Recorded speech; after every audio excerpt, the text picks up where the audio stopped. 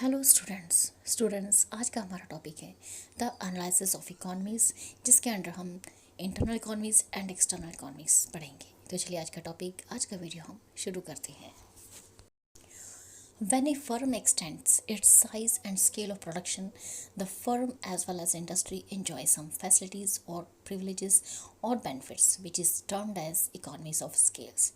तो स्टूडेंट्स, कोई भी फर्म जब अपनी फर्म का साइज़, अपनी प्रोडक्शन, स्केल ऑफ प्रोडक्शन को इंक्रीज़ करती है, उसको एक्सपैंड करती है, the firm as well as industry, तो वहाँ जो वो फर्म होती है और इंडस्ट्री होती है वो कुछ फैसिलिटीज़ को, कुछ बेनिफिट्स को एंजॉय करती है। उसे काफ़ी सारे बेनिफिट्स मिलते हैं जब वो अपने बिज़नेस को एक्सपेंड करती है, स्केल ऑफ प्रोडक्शन को ज़्यादा इंक्रीज़ करती है, एक्सपेंड करती है। तो इस तरह से उससे हमें कुछ बेनिफिट्स जनरेट होती हैं जो कि वो पर्टिकुलर फर्म और इंडस्ट्री एंजॉय करते हैं। तो इसी को हम कहते हैं economies of scale. By scale of enterprise or size of plant is meant the amount of investment in relatively fixed factors of production. तो by scale of enterprise और size of plant का क्या मतलब है? यहाँ पे जो भी इन्वेस्टमेंट हम अपनी फिक्स्ड फैक्टर्स ऑफ प्रोडक्शन में कर रहे हैं। Cost of production are generally lowered in large plants than small plants. तो कॉस्ट ऑफ प्रोडक्शन जो हमारी लार्ज प्लांट्स में होती है वो काफ़ी कम होती है as compare to small plants. Small plants में जो हमारी कॉस्ट ऑफ प्रोडक्शन होती है वो ज़्यादा होती है, लेकिन जो लार्ज प्लांट्स होती हैं उसमें हमारी जो कॉस्ट ऑफ प्रोडक्शन आती है वो काफ़ी लोअर होती है। प्रोडक्शन में be carried on a small scale और on a large scale by a firm. तो प्रोडक्शन का अपना अपना स्केल होता है, कोई स्मॉल स्केल पे कर सकता है या उसे कोई लार्ज स्केल पे कर सकती है कोई भी firm. The scale of production refers to the amount of factors used, the quantities of products produced, the techniques of production adopted by a firm. तो scale of production क्या रेफ़र करता है, कौन से फैक्टर्स को रेफ़र करता है कि हम कितनी क्वांटिटीज़ प्रोडक्ट्स की प्रोड्यूस कर रहे हैं, टेक्निक्स ऑफ प्रोडक्शन कौन सी अडॉप्ट की है प्रोड्यूसर ने। A firm expands its scale of production for the purpose of earning more profit and availing economies of large scale production, which reduces cost and increases productive efficiency. तो scale of production क्या refer करता है? Amount of factors use, the quantities of products produce and techniques of production adopted by firm. हमारी production का क्या scale है, हम कितनी प्रोडक्शन कर रहे हैं, कौन सी टेक्निक्स, प्रोडक्शन टेक्निक्स अडॉप्ट की गई हैं प्रोड्यूसर के द्वारा। A firm expand its scale of production for the purpose. कोई भी फर्म अपना स्केल ऑफ प्रोडक्शन हमेशा किस पर्पस के लिए एक्सपेंड करती हैं? वो एक्सपेंड करती हैं कि उन्हें ज़्यादा से ज़्यादा प्रॉफिट अर्न करना होता है, और लार्ज स्केल पे अगर हम प्रोडक्शन करेंगे तो हमें काफ़ी सारी इकोनॉमीज ऑफ स्केल मिलेंगी, जिससे कि हमें हमारी कॉस्ट जो है वो रिड्यूस होगी और हमारी प्रोडक्टिव एफिशिएंसी जो है वो इंक्रीज़ होगी। Economies of large-scale production have been classified by Marshall into internal economies and external economies. तो जो हमारी लार्ज स्केल प्रोडक्शन की इकोनॉमीज़ होती हैं उसे क्लासीफाई किया है मार्शल ने into internal economies and external economies. तो चलिए देखते हैं क्या है internal economies and external economies.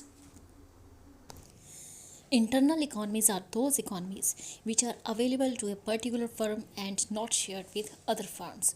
तो स्टूडेंट्स, इंटरनल इकोनॉमीज हमारी ऐसी इकोनॉमीज होती हैं जो कि सिर्फ एक पर्टिकुलर फर्म को मिलती हैं और बाकी अन्य फर्म्स को वो नहीं मिलती। According to Ken Cross, internal economies are those which are open to a single factory or a single firm independently of action of other firms. According to Cairncross, internal economies हमारी ऐसी economies होती हैं जो कि एक single factory और single firm के लिए इंडिपेंडेंटली अवेलेबल होती हैं। The result from an increase in the scale of output of a firm. और जो इंटरनल इकोनॉमीज़ होती हैं कहाँ से होती हैं?